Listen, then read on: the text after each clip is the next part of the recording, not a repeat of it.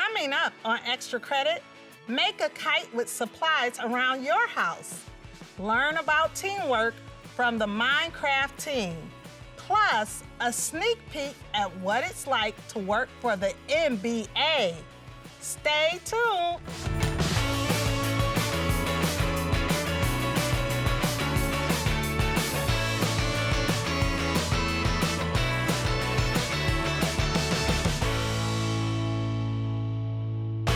Hi, I'm Mrs. Pizzo. It's so good to see you. Welcome to Extra Credit, where we meet interesting people, explore new ideas, and discover fun places together. Each episode will introduce you to people who use math, science, sports, and writing to make the world an interesting place. Today's theme is sports and games. Before we get started, I have a special co-host I want you to meet. Hi friends, I'm Calli. Nice to meet you. Are you a sports fan? Is one of your favorite things playing video games? I cannot wait to explore them with you this week. Let's get things started with Michelle Van Doon as she gets up and moving with a soccer lesson. Ready, set, go.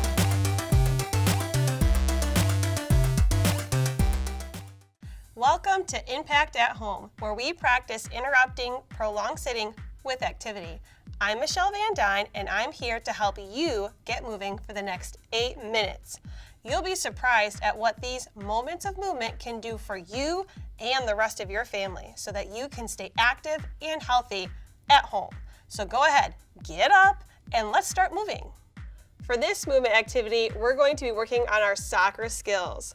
So to start off, you need a ball, and you're going to step over it from side to side. So this is your modified activity. If you can, jump over it. So side to side. If you want to stay on the stepping, that's totally fine too. I'm going to choose to stay here for now. So side to side with both feet. We're doing this for a total of 30 seconds. You're doing great. In 3, 2, 1. All right. So we did side to side. We need to go forward and back, vertical. So step to the front, step to the back. Okay, and again, we can pick this up, right? We don't need to jump. We can just move our feet quicker. If you want to jump it, you can. If it's easier for you just to step over it, that's fine too. You're doing great. Keep it up. Get those feet moving for 5, 4, 3, 2, and 1. All right, now we're going to bring in some soccer skills.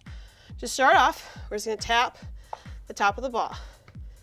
Okay, so the ball doesn't need to move. It might roll around a little bit depending on your floor. If you got carpet, I'm gonna be honest, it's gonna be a little bit easier for you. Once you're comfortable with this, pick it up to a little hop in between. Okay, we're not crunching the ball. Just gently put the bottom of your foot on top of the ball. Keep going for 3, 2, and 1. All right, the next one, we're gonna combine a little pull back action, which is a soccer move. You're gonna pull the ball back, put your toe down, push it forward. Switch feet, pull, push, pull, push. Just like that. So you're using both feet. Very, very light touches on the ball. If you kick it too hard, you're gonna be chasing it across your floor. Keep it close, keep going for 3, 2, and 1. Well done. Next one we're gonna do is called a sole roll. So you need some space this way.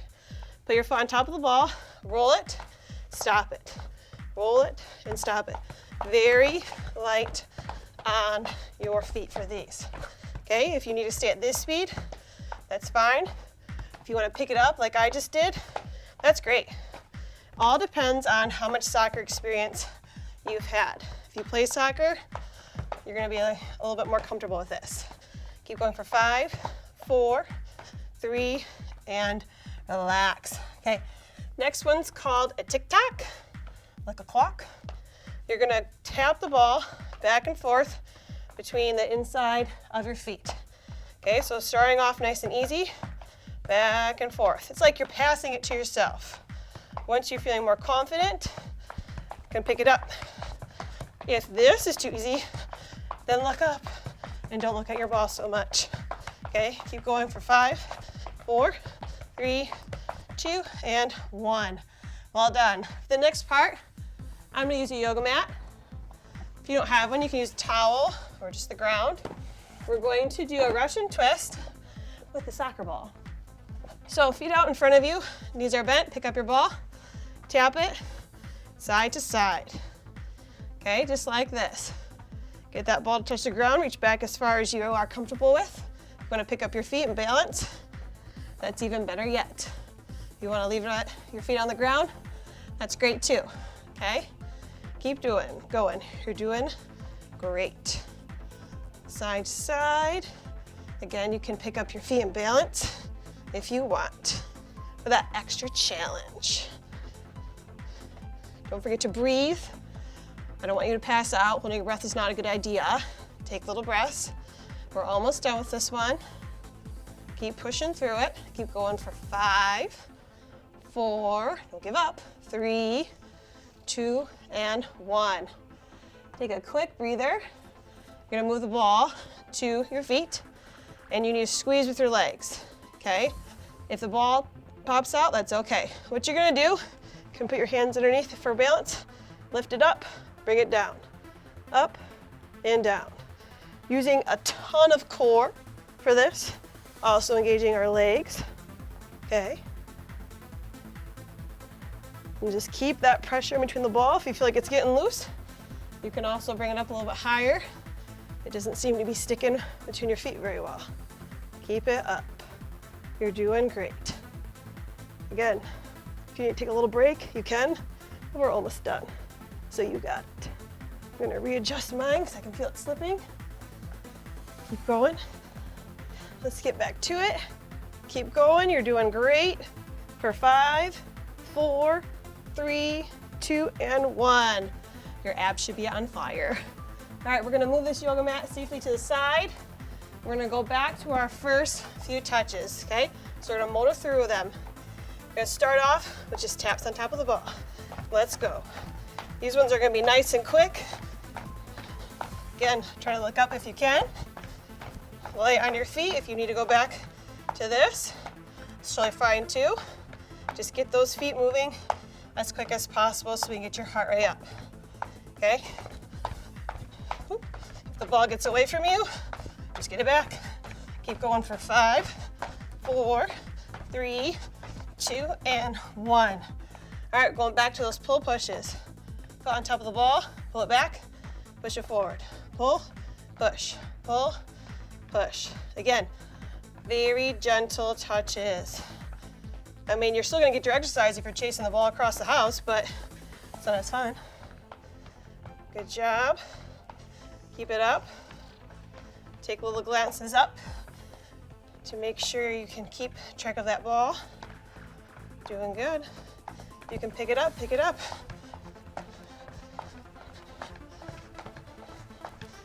You're doing so good. Make sure you switch your feet. Well done, well done. Keep it up, a few more. You're almost ready. Keep going for 10, 9, 8, 7, 6, final burnout, 5, 4, 3, 2, and 1. Great job. I hope you enjoyed today's movement break. InPACT at Home is a chance to apply the skills that you may have learned in your PE class to improve your health. To learn more about the health benefits associated with daily movement, visit impactathome.umich.edu. Now, don't forget to fill out your daily log. We will see you again during our next workout.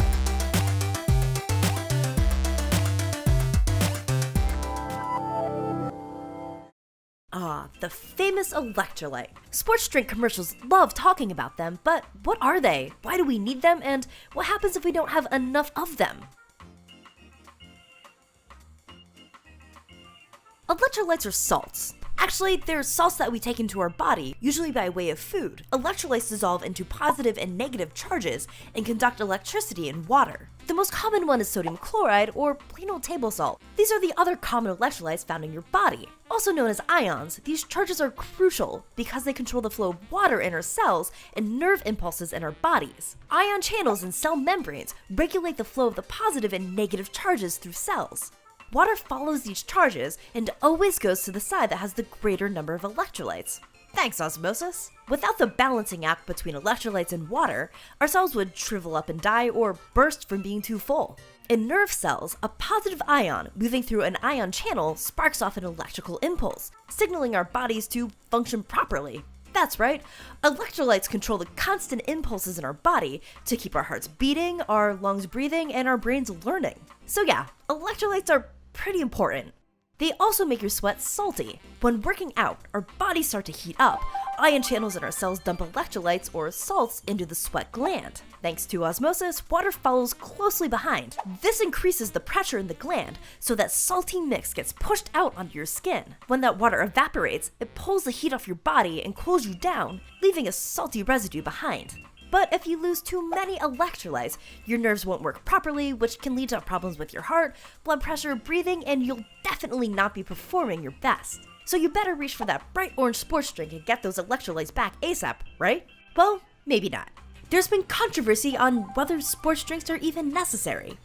People generally get enough electrolytes to replenish the ones lost in a workout from their diet. Also, some sports drinks have sugar in them. So if you're doing a half an hour of cardio, a single bottle of the stuff will give you back all the calories you just worked off.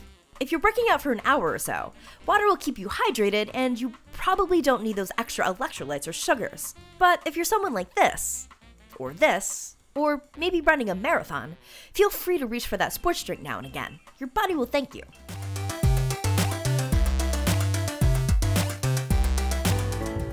Hi helpers! Did you know that the best way to stay healthy is to wash your hands? It is important to wash your hands often. Let's go wash! First, rinse with water, then put soap on your hands. Next, scrub them together while singing Twinkle Twinkle Little Star.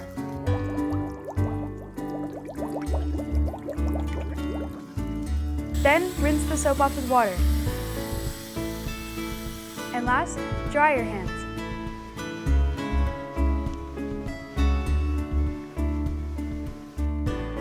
All clean. To learn more about Meet the Helpers, visit meetthehelpers.org. Well, friends, guess what? I learned there's more than one Dr. Blotch, so I guess we shouldn't be surprised to find out there's another family member demanding brilliant writing from us. Today's challenge involves creating scripts featuring certain actors for a movie. Let's check it out. We're here today bringing you a Once again, Merg, you are wrong. It is my challenge, Dr. Blotch's writing challenge. It's Megan, Dr. Blotch, still Megan. And Whatever, Merg. I am Dr. Blotch's aunt's sister's brother-in-law, who is also a doctor and also a Blotch, Dr. H. Blotch, that is. Did you know that I'm a world-renowned filmmaker / actor / director / costume designer? And I've realized that I've been spending all of this time at home when I could be creating my next hit series of short films. I've got nothing but time, Merg. oh, Dr. Blotch, I didn't know you were a filmmaker. Of course I make movies, Merg. Don't you know anything about film? Anyway, so here I am in my humble mansion in Antarctica when I get this genius idea. I will create a series of short films, which will obviously be a massive success and sell out in theaters everywhere once they're open, of course. So I went ahead and I recruited some of my very well-known acquaintances and even some of my enemies as potential actors for these films. You can view their professional portraits in the University of Michigan Museum of Art's website. You got that link I sent you? Oh yeah, I was wondering what that was. I heard that the University of Michigan Museum of Art had a virtual art museum online right now. That's so cool. I didn't realize those were... Right. So the museum curators put together a collection of my art actors' portraits. Oh. And so what I need is the writers of the 826 Michigan community and, yes, even the children, to create scripts featuring these actors that I can use for my film series. Oh, great. So we're making movies this week, Dr. Blotch. How do we get started? Yes, Merg. Have you not even been paying attention? That's what I said in the beginning. Anyway, first, writers should review the University of Michigan Museum of Art's gallery of potential actors. They should choose 2 actors from their portraits gallery who will play characters in the script. And you know what kind of movies I don't write? Boring movies. There needs to be action, there needs to be a problem, and there needs to be a solution. So, Dr. Blotch, you're having 826 as writers. Our writers do the work of writing your short films? Anywhere, where were we? So, all right, so after the writers fill out the dialogue planner, they should begin writing their script. Now, I don't want to create films where two characters just having some nonsense, pleasant conversation. Hello, how are you? Good, how are you? The conversations are dreadful. We have all been there. Don't put my viewers in that kind of rubbish situation. I want drama. Dr. Blotch, that sounds reasonable. Is there anything else our writers should keep in mind? Of course there is. I was not done yet. Writers should also consider adding any stage directions for their actors, such as how loud to be, or what they're doing while they're talking, or if they're using a certain kind of tone. They can include this writing so that my actors can really get into character. Okay. Sounds good, Dr. Blotch. Okay, Dr. Blotch, I think we are up for the challenge.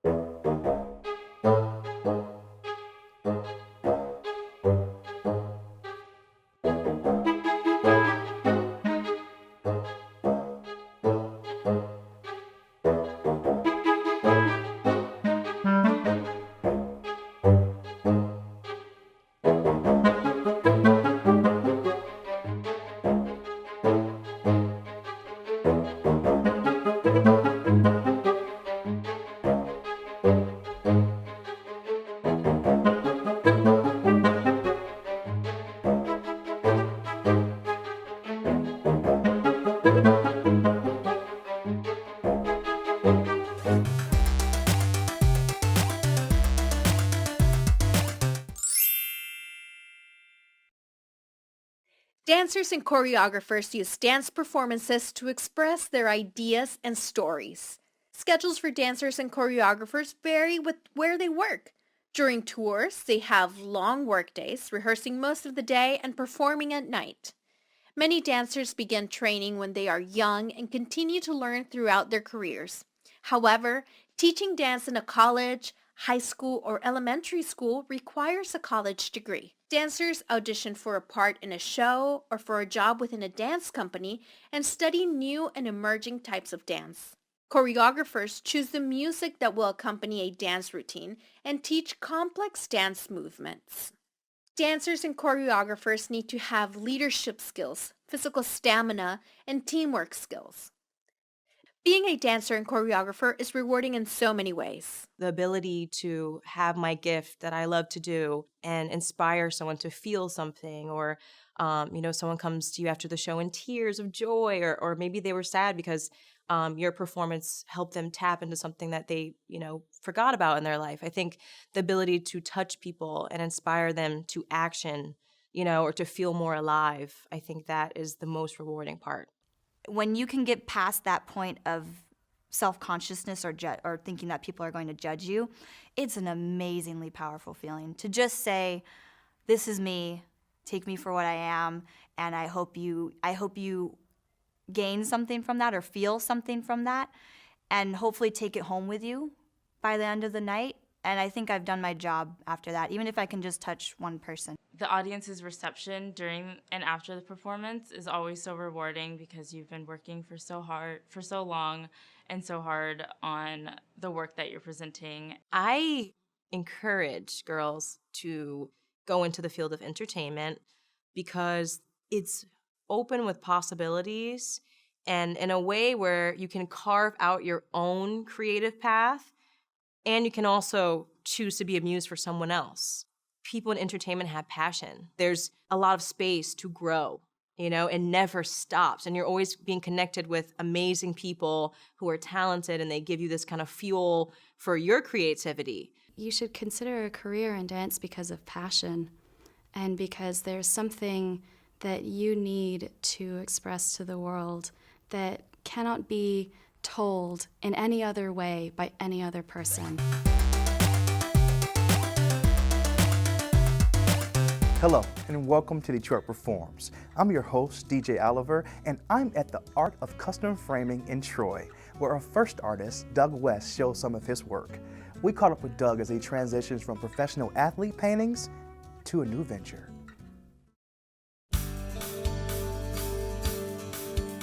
There are great sports cities, but when it comes to Detroit, probably the greatest. In 1980, I had a chance meeting with Muhammad Ali at a sports show, and that sort of began my art career. I was the only guy in line with a painting, and when he came to me, he stopped, and he said, "What is this?" And I said, "It's a painting." He said, "Who's the artist?" And I said, "I'm the artist." He said, "You're the greatest." And when he said that, that was my measuring bar. Then I thought my work better be the greatest. I love the human form, so when you see the motion and movement, the expression, the excitement, and the highs and lows of sports, and you want to paint that or draw that, there's nothing like it. Because in that moment that's captured, if you can get that on a canvas, you have literally a masterpiece. It began with baseball, and baseball is almost a quiet sport. Football has that rush of excitement and the noise of the crowd. Tennis, again, is a different sport. Each sport is so different, and golf being very quiet. So as far as a favorite sport goes, it really depends on the mood I'm in. If I'm in a quiet mood, I might paint a golfer or a tennis player. If I'm in an excited mood, then I might do football. In the late 1990s, I had an agent. He calls me Maestro. He said, "Maestro, what's your dream?" I said, "I have several dreams. I'd like to paint for the Baseball Hall of Fame." I was a baseball fan growing up. And so through his connections, before I knew we were in Cooperstown, at the Baseball Hall of Fame, and they selected me as their artist. From there, a lot of things happened. I was in Canada with a group of guys. I became the artist for the Hockey Hall of Fame. From there, different Hall of Fames happened. What I like to do is I go through old magazines, and I'll look at the photographs, covers, pictures. I'll listen to people and take it in.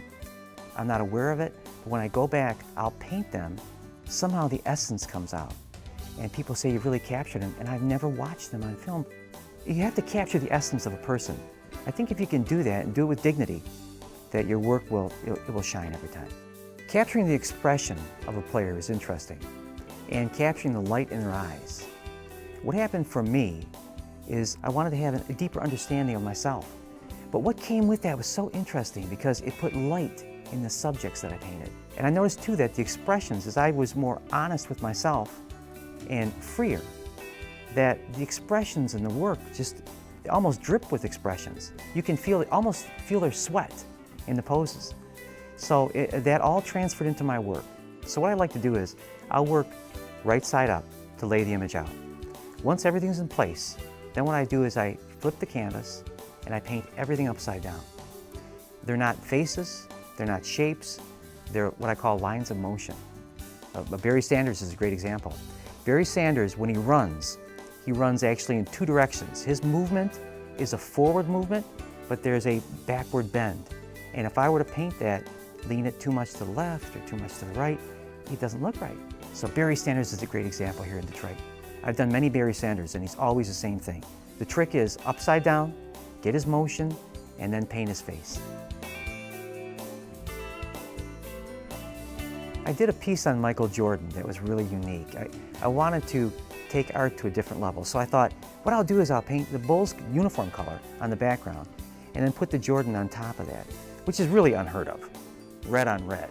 And then I thought, what if I didn't paint the lines and I let the viewer finish the piece by looking at the painting? Their eyes could finish the lines.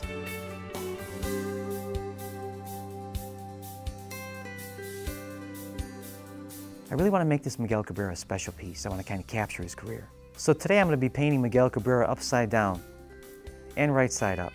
You can follow some of my brush strokes and see a little of my technique in doing the piece. Now this little thing, this is called glazing.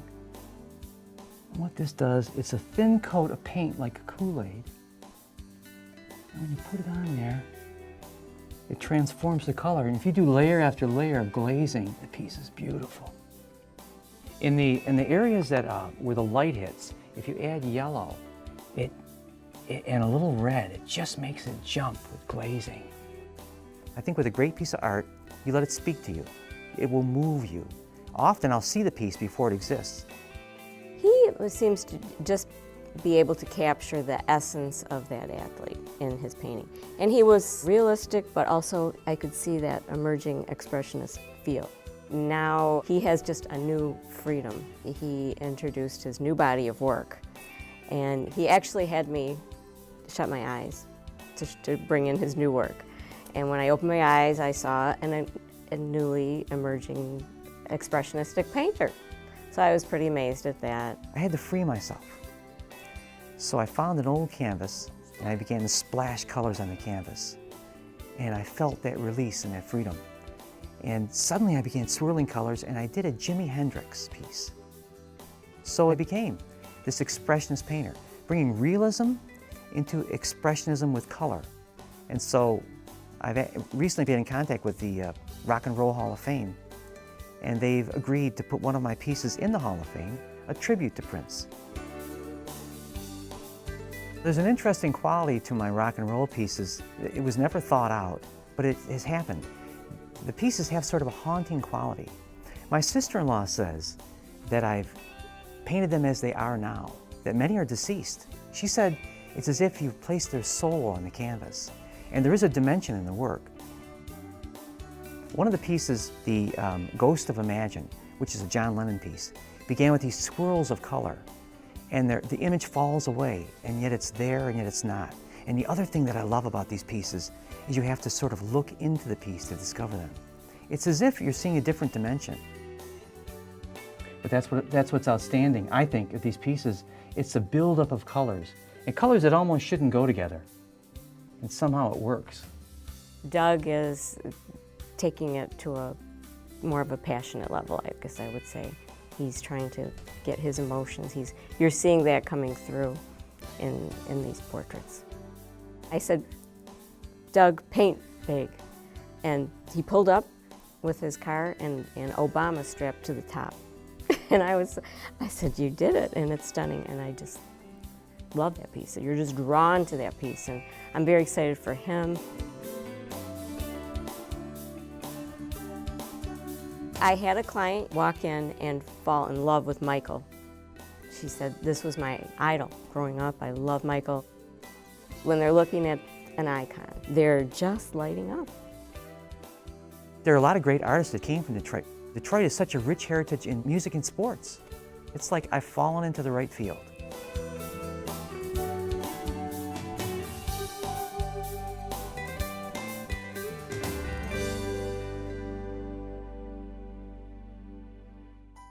Are you ready for your daily math challenge with Diane? Today we'll use our brains to sort out quadrilaterals. You know, I'm not really sure if I know all the different types of quadrilaterals myself, so I'll join you to find out more. Hey everyone, Diane here. Today we are going to be using our wonderful brains to sort some different quadrilaterals. Before we jump in, let's talk about what is a quadrilateral. When we are looking at the word, there are two things I notice. The first is quad, and I know that that means 4. The next is lateral, and I know that means side. A quadrilateral is a 4-sided figure.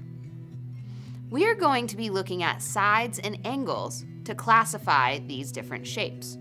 So before we jump in, let's talk about some different words that we will be using throughout this sort.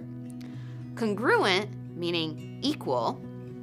Parallel, meaning that they are never going to cross. Then we've got right angles, like an L, acute angles, smaller than a right angle, and obtuse angles, larger than right angles. So here are a bunch of 4-sided figures. Let's take a look and see how we could sort them to figure out what some of them have in common. Go ahead and take a look. What do you notice about the different side lengths? Do you notice anything about the angles? I asked some of my students about this sort, and here's what they came up with. Does their sorting look similar to what you were thinking? What do you notice about these?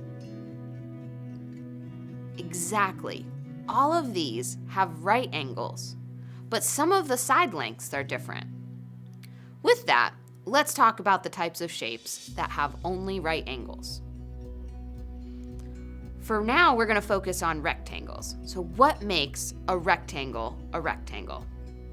Tell someone around you what you know about rectangles, and tell me too.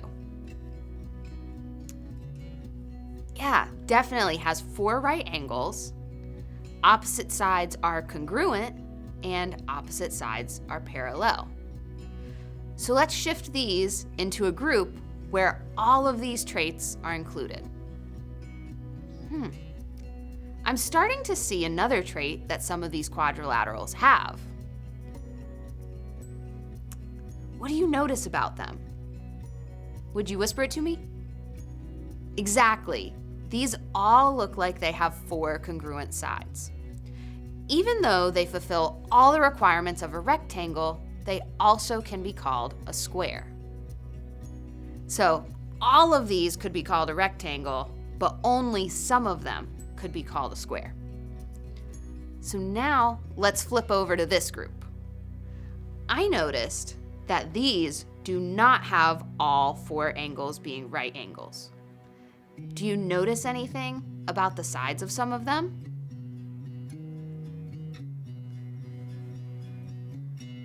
What do you notice about these quadrilaterals? Very nice. Someone said some of these quadrilaterals have 2 sets of parallel lines and others have 1 set. I definitely noticed that too. 2 sets of parallel lines would be a parallelogram. Do you see any other figures that have 2 sets of parallel lines? Isn't it cool that squares and rectangles meet the requirements of the parallelogram too? So now let's transition to talking about those shapes over here that have 1 set of parallel lines. Do you know what we would call those? Would you tell me? Yes, they could definitely be called a quadrilateral. Yes, exactly. These would be called a trapezoid. Trapezoids have exactly 1 set of parallel lines. It's funny though, the angles are so different on these, and the others seem to be very similar. So thinking about that, would a square or a rectangle be able to be counted as a trapezoid as well? Would you whisper your thinking to me? No? But a square has been counted as everything so far. How could it not be a trapezoid? Those parallel lines, that's what did it? That's some really good noticing for you. All right, now let's talk about one more group that I have of these quadrilaterals. These seem fairly unique. I noticed that all sides are congruent, and I also see that opposite angles are equal. These figures are called rhombuses. Do you notice any other shape that has the traits of a rhombus? So just a reminder, a rhombus has 4 equal sides and opposite angles are equal. Nice noticing. A square does have 4 equal sides and opposite angles are equal. How interesting is it that a square is included in a lot of these different categories of quadrilaterals? Did I almost say triangles? Whew. Here are some other quadrilaterals that I want you to try to sort in another way. Take a look while I start sorting and thinking. I noticed that these all have right angles up here, kind of like in our other categories when we talked about squares and rectangles. So I'm going to keep those up there. Next, I really notice these. And if I turn them, one thing that I see is that they have 2 sets of parallel sides. Those would be called parallelograms. So if I put those together, notice they can go one way or another. It's pretty nice. You can be flexible with it. They could be vertical. Next, I saw this one. This is something that we see a lot. It's got one set of parallel sides. Do you remember what those are called? Exactly, trapezoids. But one thing that we didn't talk a lot about is this type of trapezoid right here that has a right angle. This would be called a right trapezoid. It still fulfills the requirement of one set of parallel sides, but it's a little fancy with this right angle here. Lastly, I've got this little guy, and looks almost like it would be a parallelogram. It could probably fit there, but the thing that I really noticed about it, mostly because it was situated vertically, is that it looks like the opposite angles are equal. That would be like the rhombus that we talked about. So I kind of had this dude chilling over here on the side because it looked just a little bit different that I didn't at first think that it would be a parallelogram. Now, what I want us to look at are these yellow quadrilaterals. They look a little different and I'm not really sure where to place them. Do you have any ideas, or can you think of a category that they might go into? Maybe if I turn it, maybe that'll help. Look at that. Maybe if I turn my head, maybe that'll help. Turn my head a little. Let's see. No, I don't really see a category that these could go in. They look very different from what I expected. So, when I make this category of all these yellow shapes, I would call these irregular quadrilaterals, mostly because they don't necessarily have one set name. They would be in that big category of quadrilateral.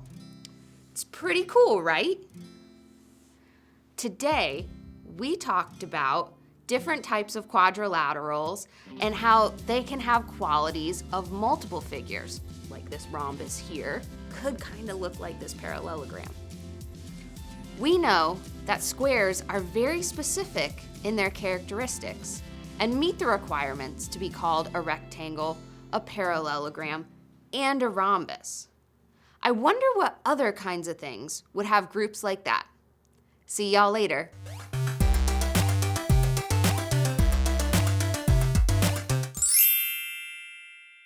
I am a professional dancer.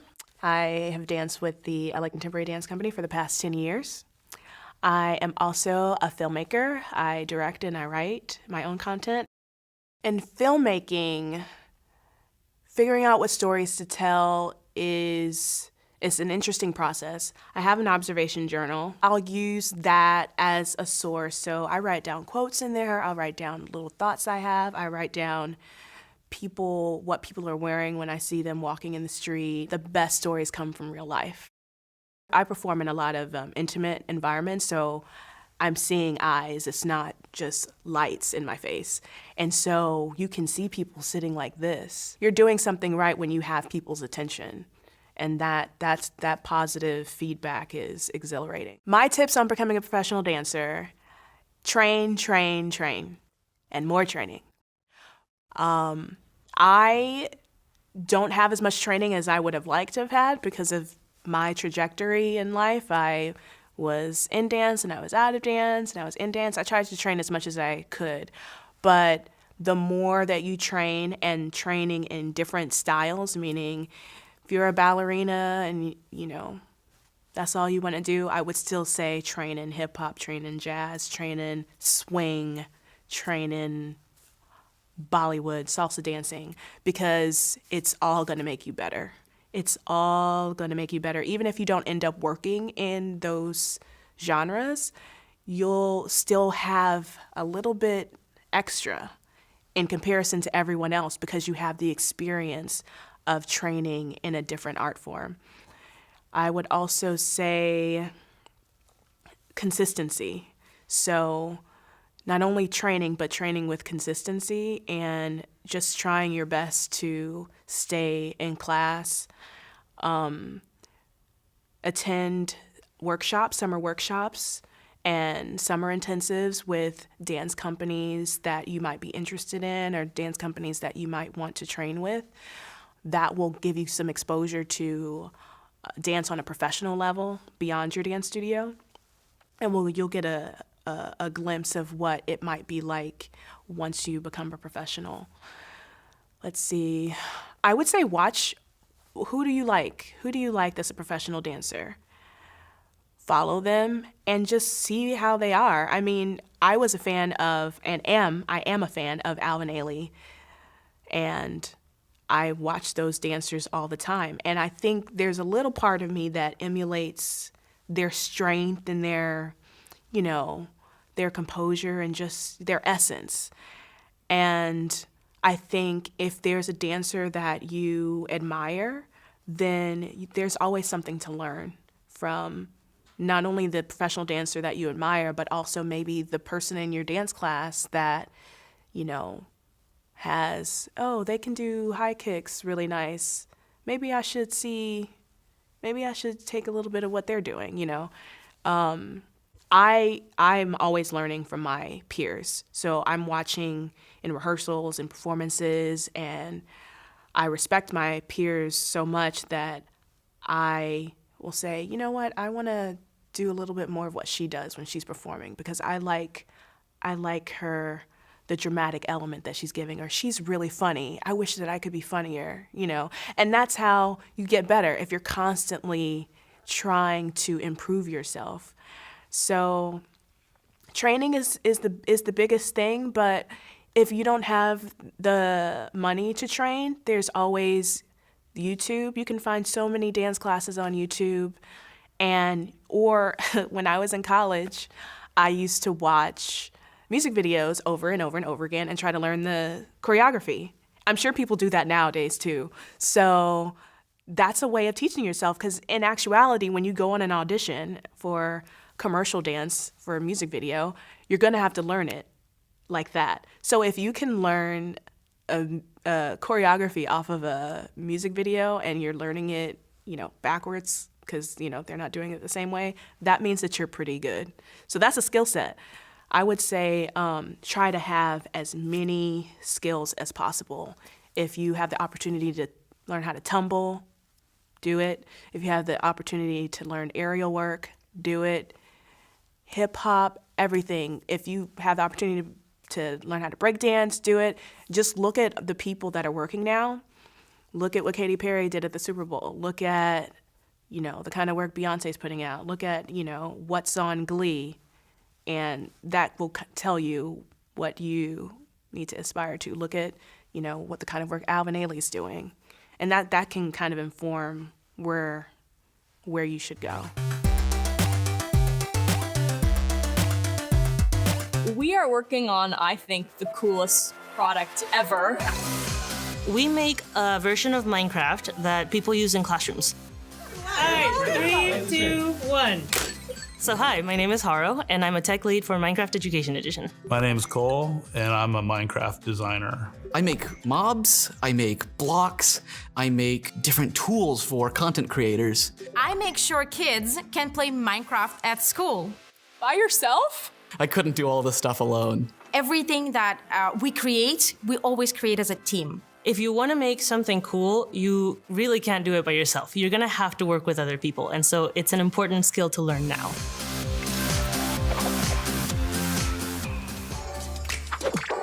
You're gonna wanna make a plan with your team that explains all of your team goals and how you're gonna work together to make that happen.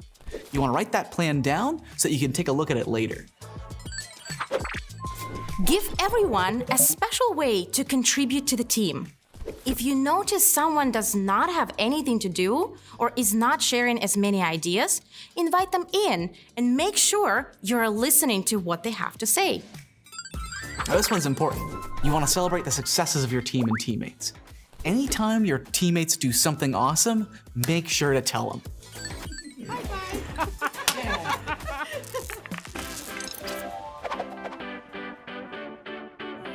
Having all the right ingredients is important for a team. People are the ingredients here. A good team is one that has fun Everything that you work on, I think, should be fun, and there should be energy and passion, and also just open communication. Something that you can do is ask everybody if there's something they'd like to work on or something that they're really good at. And so when you figure out kind of everybody's strengths, that can help you divide the project into parts. We all listen eagerly and earnestly to hear the ideas that everyone has, and we all understand that everyone brings something different to the table. Every idea contributes to the final product. And your idea is really important. So share your idea. Be confident.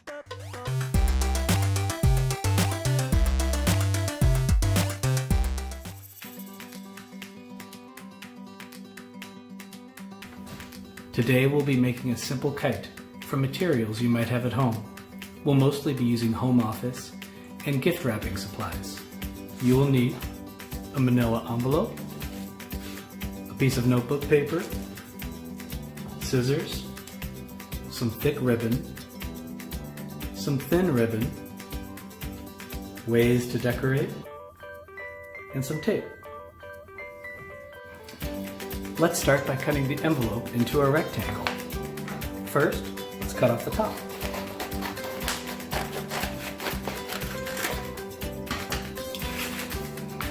Then, we're going to cut along the side and along the bottom.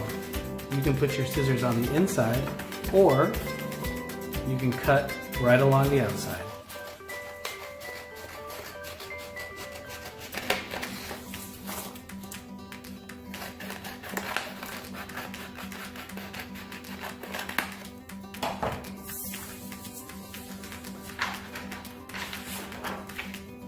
Next, fold each side of the envelope diagonally and then crease.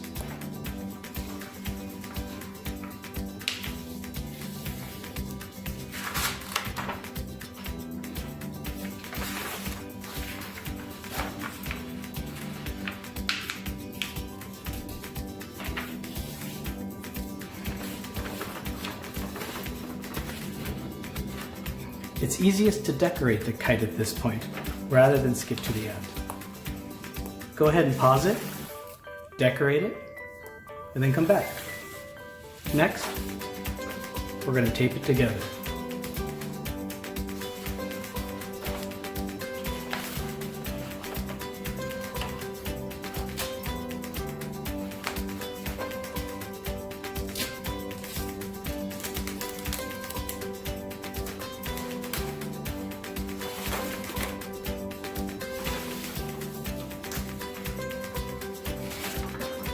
This is the basic shape of your kite. Next, we'll add a horizontal spar that helps the kite keep its shape in the air. Take your notebook paper, roll it up tightly on a diagonal.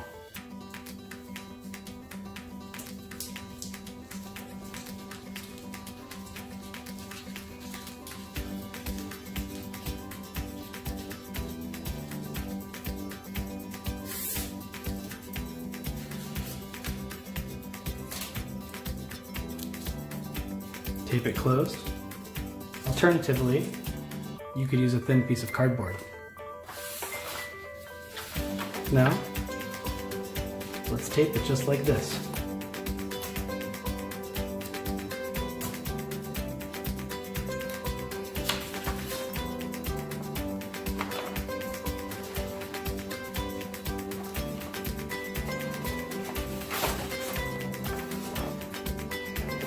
Now let's add the tails. You'll need 2 pieces of ribbon, each about the length of your kite, or longer.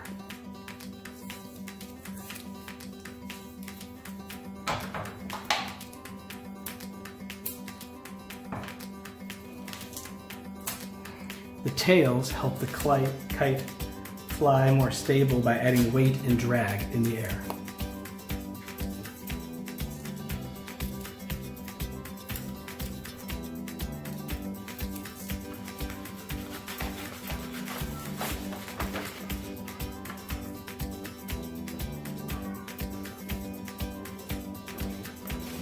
Next is the bridle. You'll need a thin piece of ribbon or fishing line, about the same length as the previous ribbon.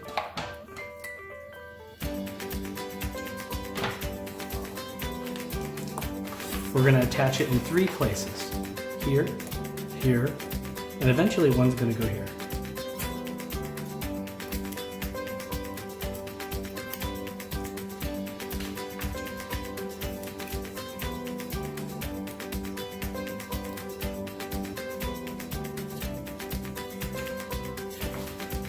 We'll be attaching a string in the center, making this a 1, 2, 3-legged bridle. We're using thin ribbon, but again, fishing line works well, or even yarn.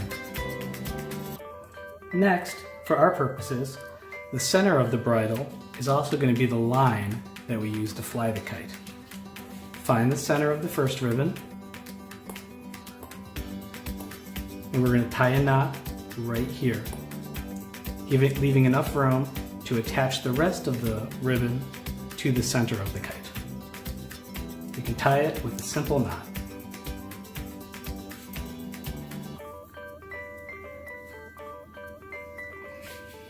Next, hold it up on an angle so that the first 2 parts of the ribbon are taut. Then make sure that the third center line is taut, and then you'll know exactly where you need to take it.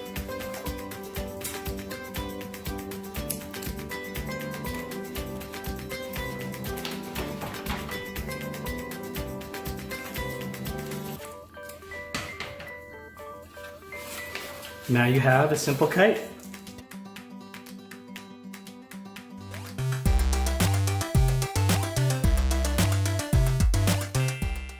I'm the game operations manager for the Golden State Warriors. When you walk into a game to when you walk out of the game, I am managing that experience. I'm a really tall individual. I'm 6'6", which is definitely tall for a woman, and I love it. But when growing up as a child, it was really rough. I got teased at every corner. Not only was I teased for being tall, but in the town that I grew up in, which was a little small town in Oregon, I was also teased for being black. But I will say this, it has shaped me into the person that I am today, and I'm so much stronger. Without that experience, I would not be where I am today. Do not let anyone tell you who you are. You know who you are. You're an amazing person, and they're just trying to put a box around your amazing. Do not let anyone do that. A typical game day for me, there really isn't anything typical about it. I mean, we have something different every game, but I'll just give you a little bit of what we would do, a little bit of every game. And that would be go to the arena. So we get there about 1 o'clock. So after we have worked in the office for a couple hours, we go over and we set everything up. And I mean, from the contests to going through all the videos on the video board to make sure that they work, to having run-throughs with the Warrior Girls. I mean, we are doing something nonstop until those doors open. And I am the producer and the director for the pregame show. So I put together all those scripts and everything that you see during that time before the game actually starts. So I'm putting all that together, and that's a task in itself. So I'm meeting with the talent. We have 2 in-arena MCs. I meet with them, we go over everything, and then we execute it. I stand in the visiting players tunnel all game with a headset on, and I communicate with 50, 60 people in the arena at one point in time. So we are definitely all communicating at once, from the spotlights to the control room, where all the lights, the video boards, the music, everything is played from there. I talk to my director, who's at the scoreboard table, and we just put the game on. We put the show on for everybody, and it's great. Our game operations team selects all of the singers that perform the national anthems at all of the games, and it could be anyone who submits to us. You know, people send in tapes all the time, or it could be someone that we want, so we go out and we get them. And it's really fun to see all the talent that comes in, and we get all types of anthems, which is really great. and people love the anthem. It's something, that starts the game off, so it's really important that we make it right. So one of my favorite anthem singers is a girl who's 9 years old, and her name is Naya Daminson, and she is amazing. She blew the roof off of that arena, and this year she actually became kind of like our go-to anthem singer for the playoffs. So like everybody was waiting for her to sing the anthem, so she sang quite a few times during our playoff runs, and it just set the tone, and it was amazing. The most challenging thing about being the game operations manager is that you never really know what you're gonna get. The game is so fast-paced.